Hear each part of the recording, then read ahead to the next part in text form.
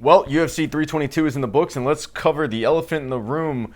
If you were one of the 22 people that watched my UFC 322 preview, I appreciate it, but just know I am aware. My picks were trash.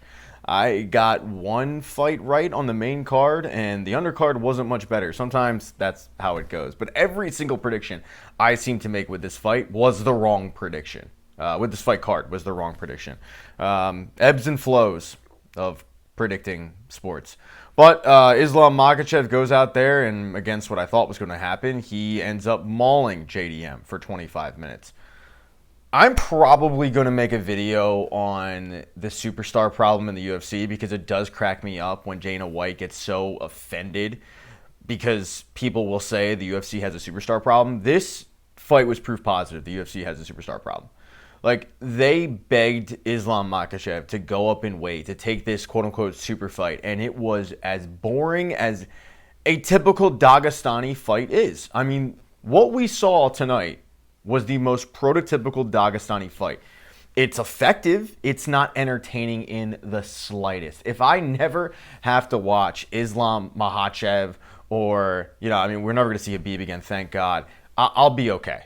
I will. Because it was around the fifth round when JDM once again got taken down, and this time it was with 4.5 minutes to go. And I turned to my buddy who I was watching the fight with and I said, you know what? We could leave right now and nothing will change. Meaning, there won't be really any damage done. JDM is going to squirm and try to get up, and he won't be able to. Islam is going to hold him and rabbit punch him. And at the end, it's going to be a very decisive, unanimous victory for and new champion. Normally, I'll stick around for the post-fight, forced interview just to hear what the guy has to say. In this case, I could not care less. I cannot tell you my disdain for watching Islam fight. Like, it's not entertaining to me at all. And you can call me a casual all you want in the comment section, but I feel like with this style that Khabib really set in stone, it is, we are going to stand and trade for about a minute. Oh my God, I felt you. I felt your power a little bit. Okay, now it's time to take you down and hold you and maul you. And I will basically just hold you there until you give up your back, and then I'll go for a choke. Are there instances where that's not the case? Yeah, of course. Like, everybody remembers the Volkanovski fight. But for the most part, I feel like what we saw tonight with Islam is basically every single Dagestani Javier Mendez, a.k.a., that's the book of these guys. And I don't find it remotely entertaining, and I hated it. I hate watch 25 minutes knowing full well within the first few minutes this is how this fight's going to go. And I'm stuck here for 25 minutes watching it. And it's one of the reasons why Volkanovski is so popular is because he was one of the first people to actually show that this guy might be human in that first fight. And then obviously he takes the second fight on short notice and gets absolutely murked. But he showed it at least, that you can be competitive against him. I can just tell you from this is just my personal preference. I am never going to say, oh my God, Islam's fighting. I can't wait to spend $80 on that, ever. I might say it for the guy he's fighting, and obviously they're going to at least try, I feel like, to do a super fight against Islam and Ilya. But from my standpoint, I'm never going to be like, I can't wait to watch Islam fight. When does he fight next? In fact, it's majority of the time it's great. Cool. Can't wait for that main event. I would love to know how much an Islam-only fight card would sell. Because if you remember, like, the Conor fight cards, when Conor really hit his superstardom, that fight card would be trash because they knew that Conor was enough to bring in every fan. And you could throw dog shit on the main event card because the payoff was Conor. I don't feel like that's the case with Islam. Look, my personal bias aside, he went out there, he mauled JDM. I didn't think it was going to happen. He made it look easy. It looked fairly easy. JDM tried as best he could. He couldn't get up. The weight change didn't matter at all. Islam is not only the best in the world at 155, he's the best in the world at 170. Like it or not, I don't like it, but it's probably not going to change. I don't know who goes out there and beats him at this point. And it's a shame because this card was started off with fireworks, and the last two fights were so completely one-sided and boring. and they were set up to be these even matchups, and they weren't. And I'll move on to the second fight, Valentina against Zhang Weili. It was the only fight on the main card that I actually got right, but while watching it, I just sat there and went like, again, and I said this in the pre-fight, but this isn't the super fight I want. I want Amanda versus Valentina. These are the two best women in the world fighting. And Zhang Weili was supposed to be a formidable opponent, and she got her shit rocked for 5 minutes. By the way, can we please stop doing a post-fight interview with somebody who just got their ass whipped for 25 minutes? You know, it wasn't like they got knocked out. It wasn't like they got caught. Like, Zhang Weili wasn't competitive at all, and now I have to hear her through a translator talk about a fight. I don't need that. Like, let's just speed this up. I'm on the East Coast. This shit ain't in until 1 a.m. But yeah, I don't know where Valentina goes from here. I mean, there's nobody in the sport where you go like they can probably give her a fight. It just feels like we're probably set up for another Jessica I-ish, Lauren Murphy. Like, okay, we got to keep her active, so we'll give her a person, and that person won't be ready because there's only one person that can contend with Valentina, and it is Amanda. And they won't set it up. For whatever fucking reason, Dana White won't set it up because he's a coward. Sean Brady, I realized about 30 seconds in that I bet the wrong horse in this one because Brady had such a hard time getting in on Morales' distance. Like, he could not figure out a way in. Morales did such a good job keeping that distance that Brady's whole game plan, and everybody knew it, was to get the fight to the ground and use that grappling, but he wasn't able to. And Morales just picked him apart. At this point, you know, Morales is the number one contender at 19-0. I know there's another guy who's got something to say about that I'll talk about in a second, but it's unfortunate for Sean Brady. He suffers his second loss. I mean, you lose to a guy that's 19-0, you know, it happens. But Morales looks so much bigger in that fight than Sean Brady did. And Brady was just never able to get his game going. He got clipped early on in that fight, and I feel like it just changed the complete complexion of the fight. Not that it went very long, but when he got clipped early, it was like, oh shit, it woke him up.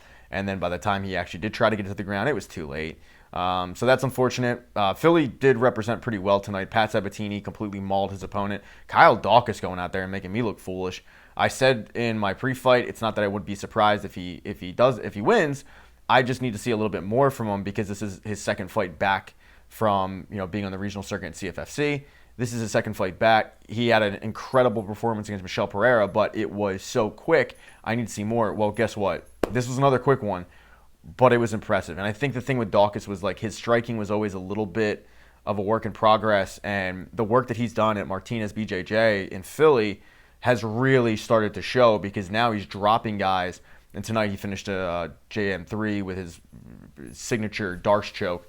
The Darce King gets it done. So kudos to him, man. Those two guys really showed out for Philly tonight. Sean Brady, tough luck in that one. Leon Edwards cooked. Completely cooked, unfortunately. I had this one going to Leon. I felt like in the pre-fight, and you know, it's a little naivete on my part, but there's something about a guy that's smoking heaters after a fight that goes like, how good's his gas tank, you know? I don't know if you know this, but like smoking kills. I know he's not the only one, and he's certainly not the only one in professional sports that does it, but I'm like, I don't know how good his gas tank is. And look, his last fight, and I'm talking about Carlos Prates, against Ian Machado Gary exposed him, I felt like, and exposed the gas tank that was suspect. And I felt like Leon coming in, having not only championship fight experience, but 5-round fight experience. This is his first 3-round fight in a while, I believe. I felt like Leon would be able to drag him to somewhat deepish waters, expose the gas tank, and did not happen. I didn't like Leon's body language really early on, and the fact that Carlos Prates went out there and dropped him with a jab. I mean, knocked him out with a jab.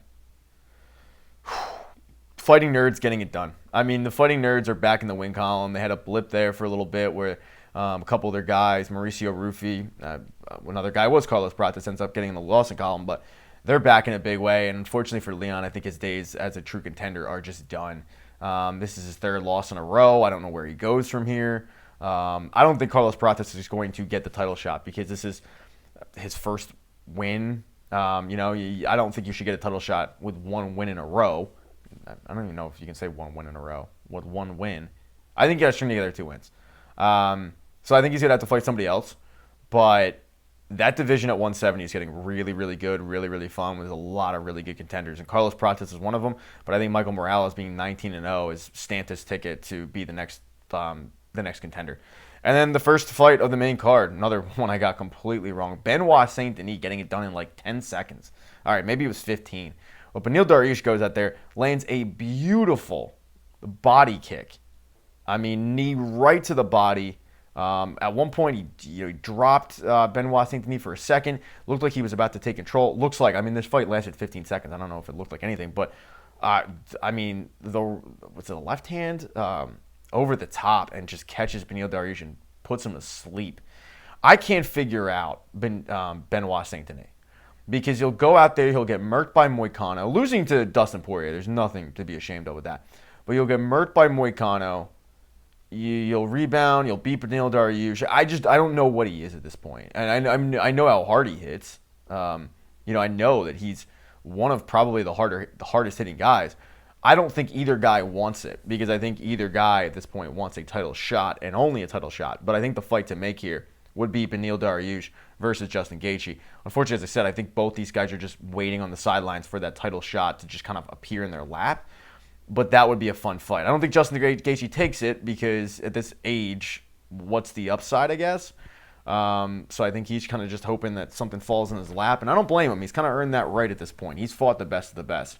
But with Benoit Saint Denis, it firmly puts him back in the contendership. Other fights I'll talk about. Unfortunately for me, Bo Nickel did end up winning. That was a rare win-ish for me. It was a win, but it felt like a loss. Like I got the prediction right, but holy hell, man! Like I didn't think Bo Nickel was going to turn into male Ronda Rousey, but his post-fight Octagon interview was cringeworthy. Like he starts off with, "You guys got to figure it out, either boo me or cheer me. I mean, this is ridiculous, you know." 30 seconds later, he's walking it back. "Oh, yeah, as long as you're watching, that's all I care about, you know." It's the same bullshit with this guy. It's like you go out, he's just, at this point, I feel like he's fucking cringeworthy. He is the definition of cringeworthy. And Ronda was that way towards the end, which I guess is the comparison. But there's complete lack of self-awareness with Bo Nickel, just like there is with Ronda Rousey coming out and having her comments about like, "Oh yeah, you like me when I'm the champion, but then when I lose, I ain't shit." It had nothing to do with that, sweetheart. You're surrounding yourself with yes people. It's adorable. It had everything to do with how you carried yourself after a loss. And Bo Nickel coming out with those kind of comments like, "You got to figure it out, either boo me or cheer me." Look, you had an unbelievable finish tonight. Truly. I mean, that leg kick was impressive. You've never done it before. It was a sight to see. In Performance Octagon, my hatred of you aside, your performance was great. You undo everything with your post-fight bullshit. Because it's like, how do you not... You have the most boring fight against Paul Craig. And then you come on your podcast and say that it was a good fight. When it wasn't. It was a snooze fest. Like, just own it. Because that's what it was. But no. You think that like, oh, people are booing and... It's just the way you carry yourself, Chief. Let's talk about facts here with Bo Nickel. He fights once every 6 to 7 months. He dominated this fight. He probably barely broke a sweat. You know what's going to happen? You'll see him in 6 or 7 months. It is the same thing every time. Bo Nickel comes out after the fight. He thanks his Lord and Savior Jesus Christ. They ask him what's next. He says, I'm going to go back home. I'm going to talk to my coaches. I'm going to talk to Daddy Dan Lambert. And then I'm going to spend time with my family. I'm going to spend a little time with my family. And then he gets on his podcast. He starts talking about, ridiculous nonsense. Like he's going to, I'm going to defend the belt like 10 times. But if you defend the belt 10 times at this pace, you'll be 70 years old by the time you defend the belt 10 times. So it's just, it's the way he carries himself that is so fucking cringeworthy that makes me begging for another fraud check. And I think he will. Like, I think Brendan Allen would absolutely maul Bo Nickel. Would love to see that fight. But I thought this was a get-right fight for Bo Nickel. I thought the UFC set it up that way. It was indeed a get-right fight. He showed a lot of aspects to his game. He showed the grappling. He showed the striking, which was impressive. And then he finished it off with a head kick. It was a really impressive performance. It was a cringe-worthy post-octagon interview because, dude, a little self-awareness would go a long way. Then again, that's tough for... Self-awareness isn't exactly radiating off of his party, if you know what I mean. Other than that, I mean, I said it earlier, it was an $80 card. Was it worth it? The first three fights, I feel like were, just because they were, quick and action packed, exciting finishes, but they were quick. The last two fights dragged out, and they were snooze fest because it was just completely one sided. So, but I did want to come on and own the fact that I was completely wrong. Shit happens. Let me know what you thought about the fights in the comment section, and what's next for Islam and what's next for Valentina, because I have no fucking idea. Now's the part I ask you guys to subscribe to the channel. Hit thumbs up if you like, smash the thumbs down button if you thought it sucked. I do need subscribers, though. Subscribing is important. Once I get 1,000, I'll stop begging, but I need 1,000 to start getting paid. So, yeah, if you could do that, that'd be cool. I'm good to go.